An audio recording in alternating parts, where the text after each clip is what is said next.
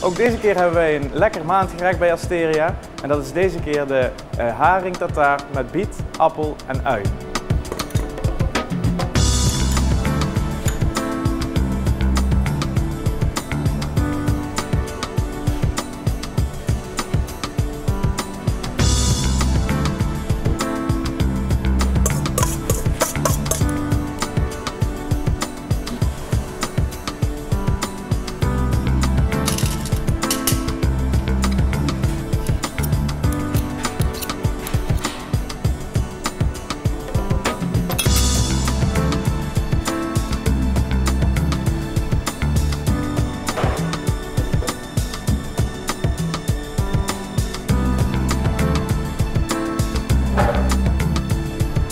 Ook dit gerecht kunt u deze maand weer de hele maand verkrijgen bij Asteria.